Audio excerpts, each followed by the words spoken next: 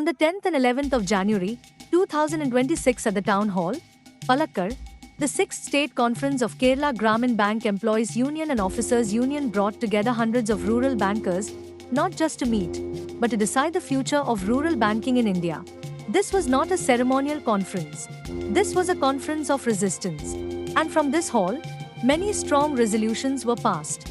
The central issue discussed was the attempt to privatize regional rural banks through IPO. Dear all, I am standing at the venue of the sixth State Conference of Kerala Grameen Bank Employees Union and Officers Union, which is held in the United Four. In this time, our conference is attended by about 90% young generation comrades who are here to discuss about the bank, the union, and the whole nation, and also international issues. In the contents, they are deliberating their views about the situation in bank and the problems they are facing, and also most significantly the issue that RRB sector is now facing. That is the IPO, that is initial public offer, which is notified by union government.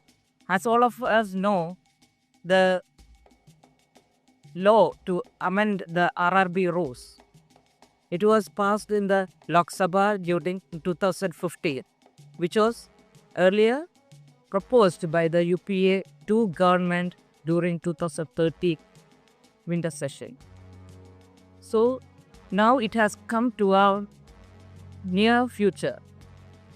That is in Kerala Grameen Bank, Tamil Nadu Grama Bank, and Haryana Grameen Bank. This offer for IPO is issued by the union government. Now the majority union, RRBA, and our other apex unions, except BMS, is on struggle paths. A unified strike was announced and given notice on this January 9th, 2026 in the 3 RRBs, and it was about to happen. But as per the discussion held in the mediation of CLC, union government has the DFS should have come down and offered the proposal to discuss the matter with the trade unions before giving any frontage to this IPO.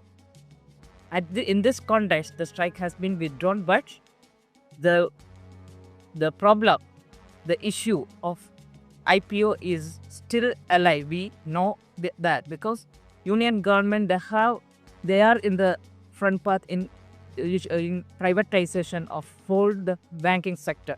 So we all are on the war path, and yesterday where resolution was made in this conference, which was passed unanimously, that banner was displayed before the delegates, and all of the RRB employees are against this IPO. And you can see the signature tree behind me. It is being signed by each and every delegate. The majority of their demand is save RRB, no to IPO, save public sector, etc., etc. So the working class of the RRB, they are against IPO, which is the main point of discussion in this conference. I feel this conference is very fruitful and has made the new generation to the path that is led by the trade union, and the working class politics is being known to them during because of this conference. I am Meenayan, President of Kerala Grameen Bank Employees Union and also Vice President of Bank Employees Federation of India, Kerala. Moreover, I am women convener of All India Regional Rural Bank Employees Association. RRBs were established in 1975 to serve rural India. Even today, 92% of RRB branches function in rural and semi-urban areas, and 90% of loans go to priority sectors. They are not loss-making. RRBs earned a net profit of 7,148 crore rupees in the last financial year. The conference stated that under the RRB Amendment Act 2015, if government shareholding falls below 50%, RRBs can be treated as private banks. They also added, this threatens the very purpose of rural banking.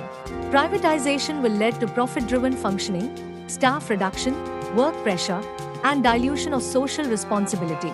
Instead of privatization, the conference supported the formation of a National Rural Bank of India. NRBI would act as an apex body, with one rural bank per state, strengthening RRBs through internal support and cross-subsidization. The 6th State Conference demands our immediate withdrawal from RRB IPO proceedings, full government ownership of RRBs, and formation of NRBI to protect rural banking permanently. It didn't stop there. Inside the conference hall, bankers rose in unity. Slogans echoed. Banners were raised.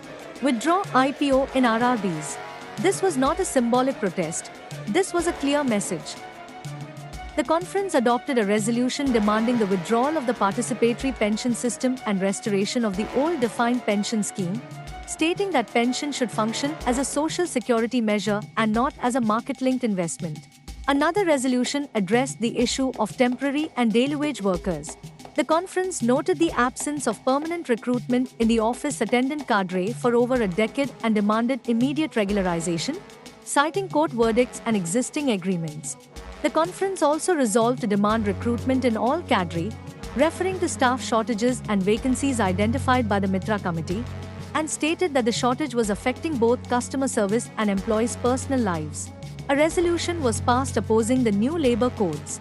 The conference stated that the codes weaken collective bargaining and trade union rights, and resolved to demand their withdrawal. With these resolutions, the 6th State Conference formally recorded the views and concerns of its delegates on issues affecting rural banking and bank employees. The conference concluded with a reaffirmation of the shared responsibility felt by bankers towards public banking and rural communities, leaving open the question: will their concerns be received and addressed? Stay tuned on Kanal for exclusive coverage of the RRB and everything you need to know.